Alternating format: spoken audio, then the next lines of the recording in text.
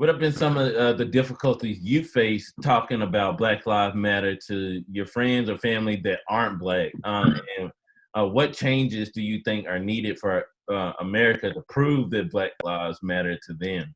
Well, let's first start with saying that people over the course of history have not been very receptive, but I do believe that people are becoming way more receptive now and kind of are finally starting to open up their eyes to what we've been trying to say for a long time now. The first thing I would say is that finding an approach that works for the person that you're speaking to is super important. Like Portia has mentioned, I tend to get emotional or sometimes angry when there's a certain topic being discussed, obviously because it's something I'm passionate about. But I've had to learn that I cannot get people to understand when I'm speaking through anger or more so like coming down on them or seeming like I'm reprimanding them. So really understanding an approach for each person is super important. Aside from that, you also have to acknowledge, for the sake of preserving your own energy, that some people really are not going to get it as much as you try.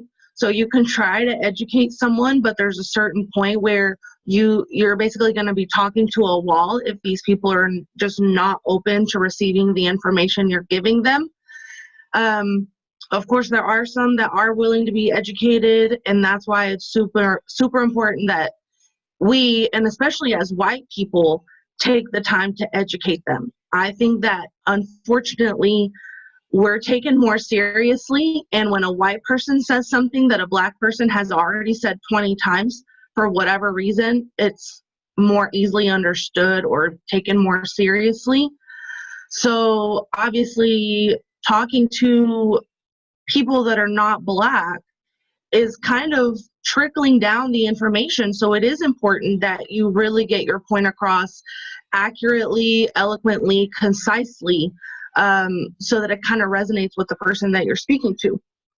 Aside from that, generally having patience, that's something that I struggle with, and I've had to practice having patience to talk to people who may not get it as easily as you would expect them to.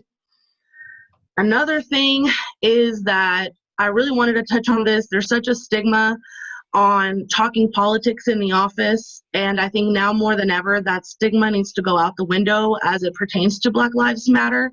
Talking about it in the workplace is like the number one most uncomfortable situation. So basically an uncomfortable situation, I would say, especially when your boss is white and has no clue what you're even talking about.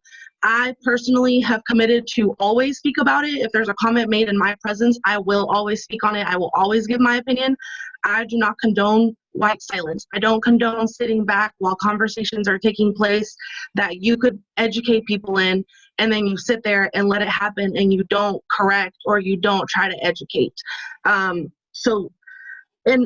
just think that we need to stop pretending like it's an uncomfortable thing so that it's easier to just ignore it. It is uncomfortable, but it will become more comfortable when we get used to having the conversations and we stop being afraid of the topic. Thank you so much for saying it. And I think we are seeing white voices, advocates speak up, to their peers, to their family, checking each other like at a rate I've never seen in my life. It's really almost overwhelming. It's good to, just as Black people, it gets tiring having to educate and, debate people all the time. I think I speak well and people respect my voice, so I have a duty to communicate these things whenever I see dissension or people aren't getting it. And just to really close that gap, that's something you do really well. I think I've seen a lot of other white folks do that, or pale people. You're like, wait a minute, but we really need that. It takes the load off of us because it's exhausting, but it needs to be said. Like you said, whenever it comes from your voice, sometimes it, depending on the audience, it weighs different because they're not going to believe me. They're ready to have a rebuttal already, no matter what I say. And I think I try to speak strategically where people can't get out of it or something like that. So I think that's really important. I think that's what non-Black people could really do and continue to do is to, check their friends, check their family, speak up, don't be silent. If somebody think, oh, they can say certain things just because a Black person isn't in the room, no, it's not okay for anybody. And to check that kind of thinking, that's absolutely the right path on that.